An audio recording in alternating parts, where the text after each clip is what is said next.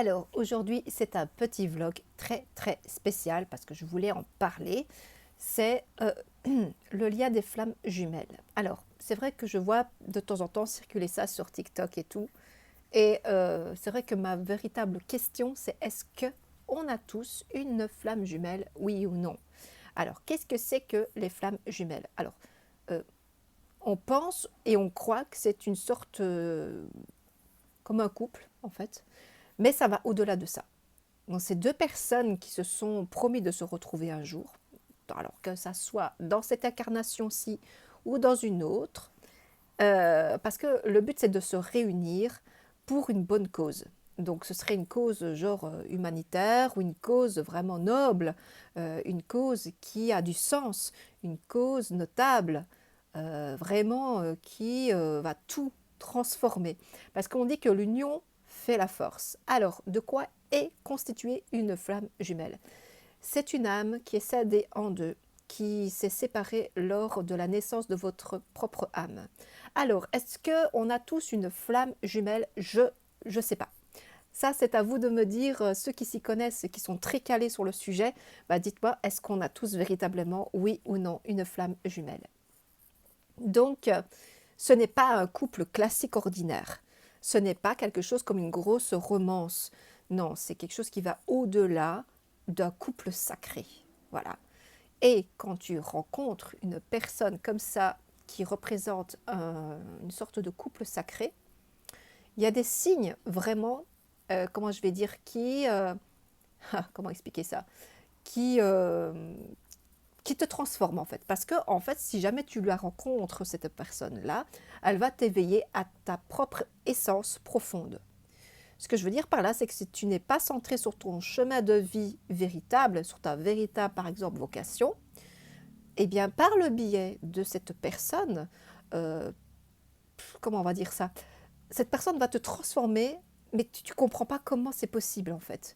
Parce que cette rencontre-là, elle aura été tellement grandiose, elle t'aura tellement bousculé, tellement... comment je vais dire ça?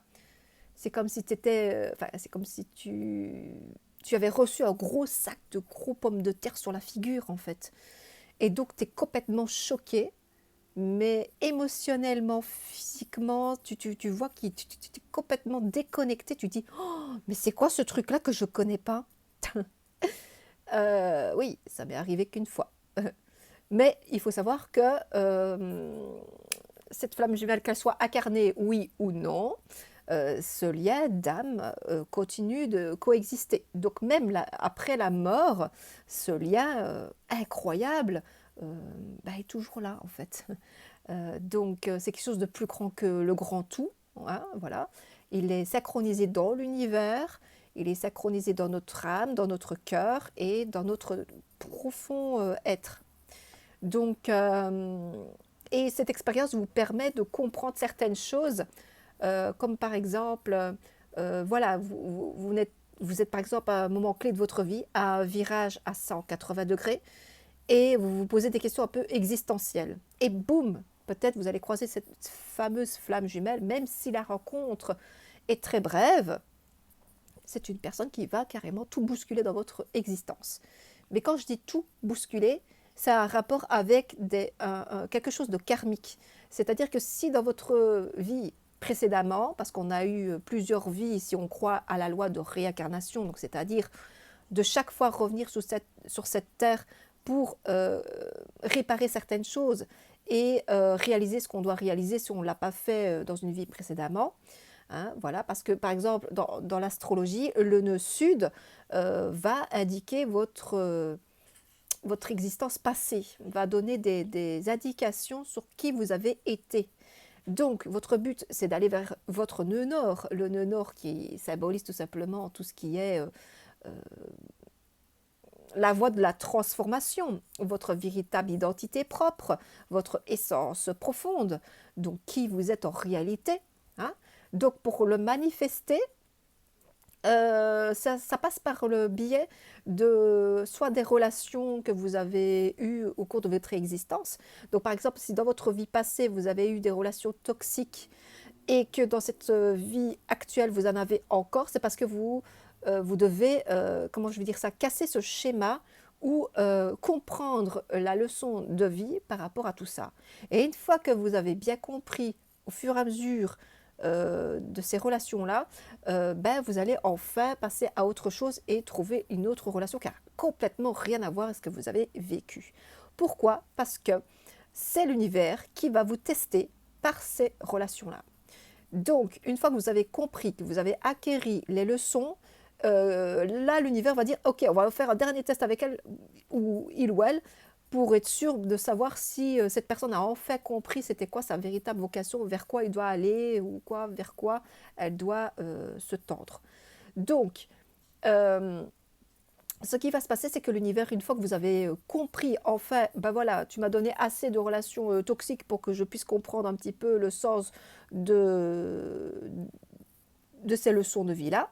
Et donc après vient cette relation incroyable qui ne ressemble absolument à rien du tout de ce que vous avez déjà eu auparavant. Donc, ce sera la preuve comme quoi, ah, cette personne a compris, donc on va lui donner quelque chose de nouveau. Hein. On va tester ça. Et c'est comme ça que ça commence l'idée de relation flamme jumelle. Alors, les âmes sœurs vous préparent à ce genre de connexion. Hein. Voilà, il y a la blessure de rejet, d'abandon, etc. Mais tout ça, c'est lié par rapport à tout ce côté relationnel avec ce couple sacré au final. Hein. Donc voilà, et il faut bien aussi comprendre une certaine chose, c'est que par exemple, votre prénom, votre nom de famille, votre chemin de vie aussi, votre année personnelle, tout ça, tout ce qui est numérologie, votre jour de naissance et tout ça a du sens pour comprendre qui on est en réalité, par exemple, ou comprendre quelles sont nos compétences et le milieu du ciel aussi en astrologie et le nœud nord sont des indications vraiment méga importantes. Donc c'est pour ça que je dis toujours, quand on fait l'astrologie, c'est toujours intéressant de connaître son heure de naissance. Voilà, parce que c'est un paramètre très très important pour indiquer où se situent les planètes. Oui, d'une part, ok, mais il faut savoir dans quel secteur se situent ces planètes, si c'est en maison 1, 2, 3, 4, parce qu'il y a 12 maisons dans la roue du zodiaque, comme les 12 signes du zodiaque. On commence par le bélier, on finit par le signe du poisson. Et tout ça a un rapport aussi avec le corps humain. Hein. Si par exemple je prends l'exemple du bélier, c'est tout ce qui se passe dans la tête. Voilà. Et le signe du poisson, voilà, c'est les pieds. Voilà, c'est tout ce qui a rapport avec voilà, les pieds, là où on va marcher, si on va se trébucher, si on va se casser un pied. Voilà. Ce sont des exemples que je donne, bien entendu, mais c'est pour ça que je dis toujours que tout a du sens. Donc voilà, je ne sais pas si tu as aimé cette vidéo, mais si en tout cas tu l'as aimé, n'hésite pas à liker et aussi à me dire ce que tu en penses en commentaire. À très bientôt.